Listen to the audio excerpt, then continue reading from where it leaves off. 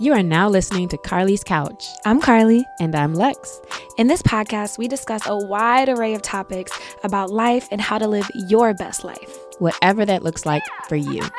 Hope y'all enjoy. Does facing your fears actually help you get over them? This week on Carlie's Couch, we discuss facing your fears, exposure therapy, and action quelling anxiety. Welcome to Carlie's Couch. Thank you for joining us once again. We hope you have a great week ahead of you. Yeah, how you feeling today, Lexi? I'm so cold right now. I forgot to get a jacket before we started recording today, but it's like 60 degrees or something. So I'm like really freezing, like in my bones a little bit. Man, just because I know what's coming in the summer, I'm like, I love it. I made a pot roast. I made some soup this week. I'm having a good week in the kitchen, y'all. Great week. Look, that's great.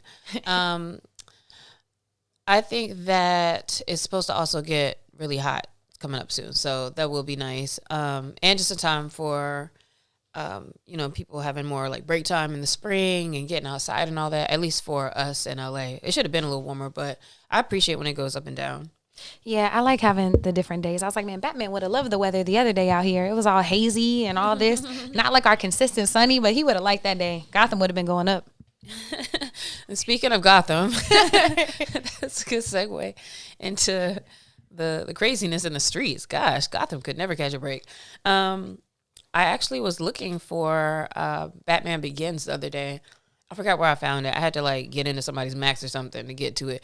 And I put it on because I love Cillian Murphy. And I like seeing the Scarecrow, which is about the fears, where it's like his power or evil power was like making people see spiders and like weird things like that and make them go crazy. Anyway, I fell asleep watching it, so I was like, dang. After wanting to see it for like 2 weeks. Peaceful. I was like, that didn't really turn out the way I thought. So I still need to go back and watch it again. But today we're going to talk about facing your fears and if facing them is what really like helps you get over them. Like, is that the best thing for you? Yeah, I saw some random video on TikTok that kind of sparked this for me, but then I really started thinking about it. And actually recently I had like a real life example of facing my fears. So I teach mindfulness and movement at Blackout Weekend for the past 2 years. And Blackout Weekend is they bring a whole bunch of Black folks to a mountain, make it more accessible, have parties, have movement, have safe spaces for Black people on mountains because they're not always accessible or welcoming. Anyway, so I teach there, and it was my first time going on a mountain. Like, I've been to a mountain before, but never like up there on the lift. And so I was doing the little ski bike, which is a new thing. It's not like an old school ski bike. They're very different, but they're kind of cool. So look them up. And on the little bunny hill at the bottom, like when you're practicing. And I was like, okay, I can do this. They're like, yeah, let's go up. It's just like this, but up there. And I was like, oh, I can do this. We got up there, and guys, it was not just like that up there. In fact, it was not.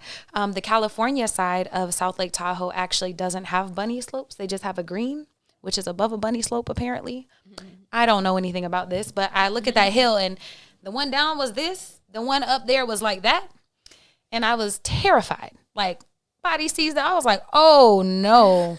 Oh, my God. And the way you gain speed is similar to a snowboard. And I'm assuming skis. I've never been on skis. But you stand up on these little pedals and you lean forward. So you lean down. And that's how you speed up going down this big-ass mountain. And I was terrified. And I was like, nope, we gonna do it. It's going to be a snowball. A snowball, man. And so get on the lift. And they had to help me. And I had to like help carry this little thing up there. Anyways, got up there. And I went down. But I kept like, I would go down a little bit. And then I would swerve off to the side to stop for a second. Because there's also a whole bunch of people on this mountain with me. And I'm more scared of them than I am of the mountain. Because it's just too much going on. These old people, like I'm talking their 80s, shredding. These little kids, 2 years old, 4 years old, shredding. And I'm terrified. So I did it. And then they were like, okay, well, the people helping us, like, okay, well, are you done? I'm like, oh, no, I'm scared. I have to go again. Like, I'm so scared. Like, I don't want my fear to win today. I feel like I want to have this experience. I want to be able to have fun. I want to face it. So you have to take another mini lift to get back to the top of the bunny hill, which wasn't a bunny hill. And I did it again. And again, I was terrified. Like, and I busted my ass a few times, but it was fun. And then the third time I was like, okay, if you do it one more time, then like you can be done. But like, I want you to face your fear one more time just to make sure that you don't let your fears win. Like, you're up here on a mountain, you've never gotten to do these things before, and like the ride up the little lift was beautiful, and so I was grounding in gratitude. But all of that to say, I make facing my fears like a way of life. Like, anytime I'm really, really scared to do something, I have to go do the thing. Well, that's admirable. So I'm going to guess that you are agreeing that facing your fears helps you actually get over them. Yeah.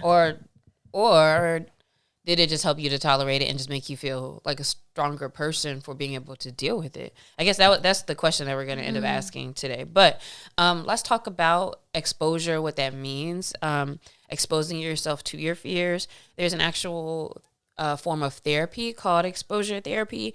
And that's about gradual, repeated confrontation of feared stimulus. So, for example, putting yourself in spaces where you may be afraid, like if you have social anxiety, nothing that is like necessarily putting you in harm, but to show you that you are not at harm with certain types of fears that a lot of people may have. Yeah, and this can be done a few ways. Like, one is imagine. So therapists would walk a client through an imagined scenario and help them face it in their heads first. It can be virtual. They said there's games and activities and things you can do virtually to do it, or in real life. So if you do have that social anxiety, maybe they'll challenge you to go sit at a cafe and talk to people, or sit there by yourself, or do the thing that you're really scared of. Mm-hmm. But sometimes there's things like public speaking where even though you may not say like, I'm scared of public speaking, like you get nervous, or you may have a little bit of fear in you every time you do it, even if you did it like every day. So what would you say about the idea that facing your fear sometimes just helps you to be able to deal with it and know that you can handle it, but it's still like a necessary, like, like adrenaline and the rush in your body? Yeah, I've heard that some professional athletes still get nervous every time they're about to have a big race for track. Like, every time they're lining up on the line, and a lot of times it does get that adrenaline going. And so it's our body. Like, I think anxiety and excitement are two sides of the same coin. Sometimes it's the same frenetic energy, and it's how we process it. But it's interesting because for me, I feel like fear or doing something helps me get over it most of the time. But for some people, like, I know they hate public speaking and they hate presenting, and I work with them, and whenever they have to do it every time, they're like, man, I got to do this today. I don't want to do it. And then they'll do it, but then they'll try to rush and get done. So I don't think that it works every time to help you get over a fear. Okay. So that's exposure and putting yourself into certain positions. But what is taking action over anxiety mean?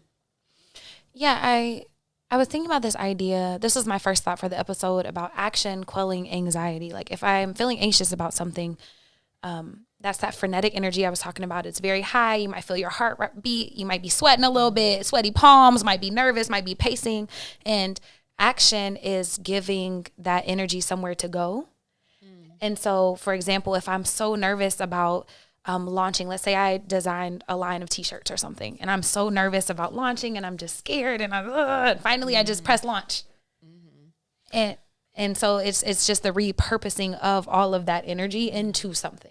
And what that's making me think about is what we often do is we get so scared, or we'll let kind of fear put us into inaction. And then so if you're like, no, I'm not going to do this right now, or if you keep putting things off, that actually can sometimes damage you more, because that whole time it's like you're almost like staying with the fear.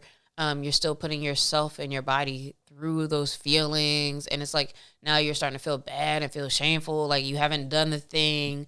And sometimes fears, when we avoid them so long, they actually just turn into more of a thing about shame. Like when we talk about stuff like, don't even not looking at your bank account for a long time, or not doing a budget.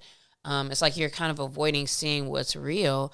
And then after a while, you're just like, there's so much more to unpack than the actual like fear of the money, that now you really got to do such a deep dive to understand like what's going on, like to unpack all of that. So it's interesting though that when you take action, now it's like you have more data. So like if I'm over here afraid, like, oh man, if I say this idea, everybody's gonna laugh at me. But like if you practice taking action and just doing the thing, also you'll realize like people are not laughing, and then you're like, oh well, what are the actual facts? And like that's actually not a fact. And so it can also kind of push fear away a little bit because you're starting to see more evidence of the truth or the facts, which may not correlate with that fear. Yeah, when I was reading up about like fear and anxiety and like even the difference that anxiety, it keeps you stuck. It keeps you from doing a thing. Like you might be fearful to quit your job or launch a business or whatever, but it's the anxiety that holds you back because of shame, because of guilt, because of fear of failure, because of all these things. And so anytime I feel like you're taking an action towards a thing you want to do, and it doesn't even have to be the big thing. Maybe you don't drop it, but maybe you find an embroidery person because you want to get them embroidered. Like that's a step of action towards a thing to help you keep working in your goals. And then that can help quell anxiety because you're actually working towards a thing. Mm-hmm. And there's some fears that I feel like you can expose yourself to, and after a while you're not afraid of that thing anymore. And then there's other things where you really are just building up the virtue of having courage, and you're getting good at facing a thing because it needs to be done or it has a reason, etc. But you are able to work through it. Like that's also a big deal and a big superpower. So you can take actions and still be afraid, but it's still beneficial in most of the examples that I can think of to face those fears and to put yourself in that position, even if sometimes at the end of the day it's just to show yourself like you didn't die.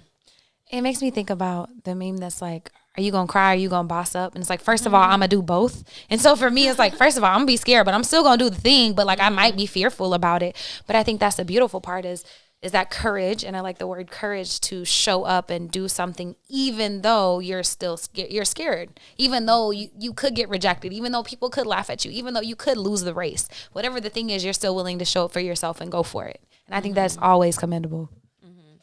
So now that we've talked about how helpful it can be, is it always good to force yourself into fear? Like, is there some times where that may not be the best thing to do?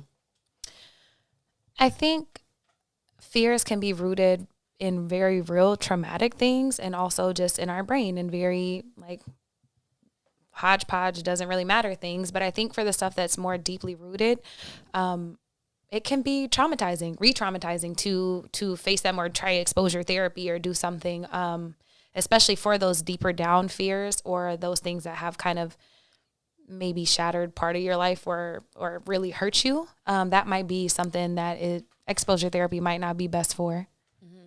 It makes me think about how practices change in different fields as well. Like in acting, I've seen conversations where actors talk about new and different ways to access particular emotions, like when they need to cry in a scene or be afraid or feel some deep feeling. Because I feel like back in the day, they would say, some people would say, like, think of some, real terrifying things or like re-traumatize yourself essentially, but how that would really wear on people after a while. And so like finding other ways to still be able to do their job in that way just kind of shows me that yes, like to re-traumatize yourself and to really put yourself back in certain spaces, it can be healthy for you. And so when we're talking about facing your fears, you still may need to look at what the result of that's going to be if it might make things worse. Yeah, because fears aren't always a bad thing. Like our fear actually keeps us alive. That's our brain being like, whoa, what's going on? Protect yourself, move, whatever. And so I think looking at fears sometimes as signals or indicators, not necessarily directives, but at least being able to see them as a signal or as something we should at least consider. Mm-hmm. How would you know if you're like overdoing it with trying to face your fears? Or what could that look like? I would say, for example, if I had social anxiety and I was trying to do exposure therapy and I went like to a movie by myself and I had a panic attack, probably too much. I probably wouldn't start there, but maybe I could start with going to pick up a coffee from a place by myself and then leaving. Like maybe you start small. Maybe you start to gently introduce things that are helping you gradually face whatever the fear is. Mm-hmm. So you might be overexposing yourself if you feel like physical things going on with yourself while you're putting yourself in that position. And especially being by yourself, that might not be the most healthy thing to do. Okay, so we're going to wrap this episode up with a few more questions just to think about some things we dealt with. Now that we've talked about it, Carlie, I'm trying to think. about a fear that I've faced that has shrunk over time. Because I think a lot of times too, we kind of forget about the things that we've like kind of overcome. Like every once in a while you remember like, oh, I used to have a problem with this or that. So can you think of one? I'm thinking of one mine. Yeah, I used to be scared to speak up in relationships, like when things are really bothering me or I was upset about something because I didn't want them to think I was over emotional or I cared too much what they thought, basically. And I was scared of them leaving me or not choosing me or insert whatever thing here, people pleasing thing or traumatic thing here.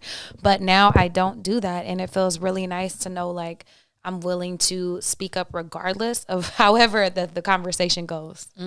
That's a good one. And I definitely can co-sign on that exact same thing. And then outside of relationships, I would say also to speaking up for myself and advocating for myself when it comes to work. And so just being more comfortable talking about what I'm doing and, you know, being more cognizant of what like the value is when you're talking to people. And that's funny because I feel like when it comes to work and when it comes to posting and sharing and being more vocal about what I'm working on, that's actually something that I don't have like a direct, like I'm scared of this, but I realize I'm resistant to it for a reason. And that if I actually just faced it and did it, it probably would lessen with exposure. Yeah, it might. Sometimes it's not even like doing the thing's not even hard. It's like, why do I just keep kind of putting certain stuff off? I have that with a lot of different tasks too, because I'm like, this stuff don't be hard. It's just, you're just avoiding doing it. So a lot of it is self-discovery that you have to do. Is there something that you've been avoiding that you feel like you should try to do some exposure on? Outside of the work stuff, that's pretty much the only one. I'll say for me, I'm working on exposure of having more random conversations or talking to people out in places, I would say. So that's something that I can keep doing or just do even more.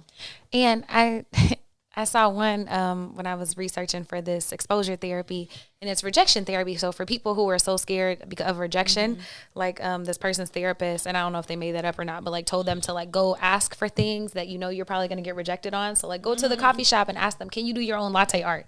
Because like that's wild. But it's so funny because a lot of the times they'll actually say yes. And you're like, oh, I never thought this could be a thing.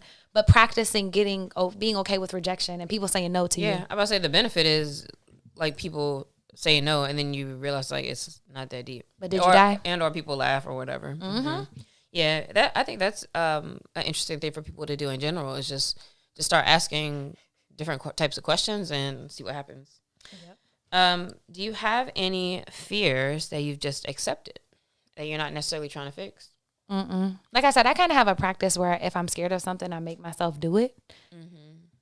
I can't think of anything that falls into this category. I feel like the things that might be in this category would be like fear of like zombies and stuff like that, or like, you know, of a thing.